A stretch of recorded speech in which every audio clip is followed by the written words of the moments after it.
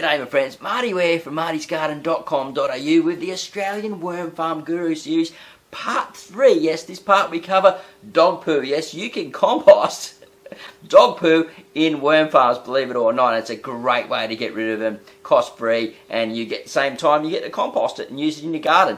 So, watch the rest of the video guys, and if you haven't seen it, click on the links to watch the rest of the series, and I'll see you at the end of the video. Make sure you leave some comments down below and let me know what you think. You might have some questions for me. See you soon. We've been collecting this seed and then re-sprouting it and putting it in our salad.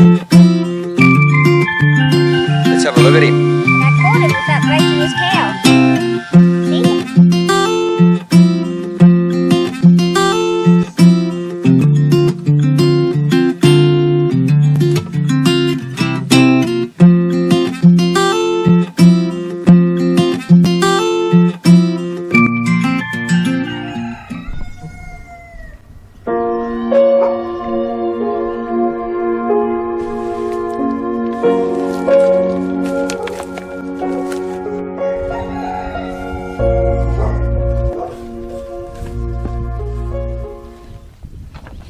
Indy, come on. Good girl. Good girl. Come on.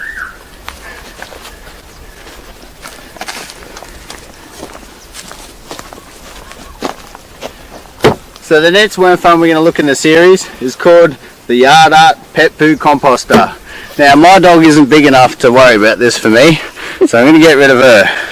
But it is a concept that really is a cross hybrid between the in-ground worm farms and the flow-through systems that we see up higher. So the big things about these is that these are specifically designed for pet poo or pet waste. And the big thing about it is that the in-ground component part actually has these big holes so that a lot of the liquids and the worms can move in and out. Now this isn't something that we particularly want to be able to be using on our vegetable patch. This system is really particularly just used for dealing with pet waste. So on our website we sell the worms for all of these worm farms.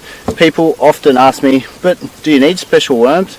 Compost worms will take a little time to adjust to the flavour of the food, but once they're in there and happy and they're laying eggs, they're not going to know any different. So when you go to our website wormbiz.com.au, you'll be able to find all the worms that you need for any of these worm farms.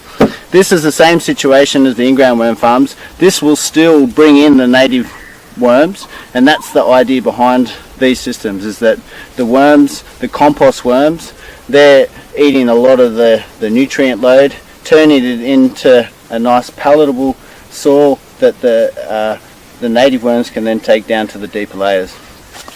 You can see that this one here has a footstool, so that when you come back from the beach and you've got your little bag of pet surprises, you just pop it in the lid and just leave it. This is definitely one that you don't want to muck around. Choose a spot in your garden that you're just going to leave it there, and that you can grab the hose and just give it a wet. Not too much water, but you really want to be able to make sure that the system is mounted up at the bottom and buried quite deep into the ground. All in all, I haven't really had a good go at this worm farm for pet poo, but I do use this for food scraps, and my wife finds it very easy just to come down, put it in, scrape the plates in, and then I can go ahead and treat this just like a normal worm farm. So did you enjoy that video guys? That was part 3. That's the end of this worm farm series. Obviously there's going to be plenty more content coming up in the future about worm farming, because I'm continually doing it here at my place. I use it as a part of my compost system to make my own compost here and to sell to the local public where I live. So I absolutely love the compost worm. But we got plenty more videos coming up on the way, some really exciting stuff that I'm keeping a little bit secret at the moment, because I'm hoping that if I pull it off, it's going to take the Marty's Garden Show to a whole new level, my friends. We're about to actually visit some gardens, that's the truth. And we'll see you at the next video real soon. Some garden tours coming up. Bye for now. Don't forget, Monday, 5 PM, Sydney time, Australia, we got our videos coming out.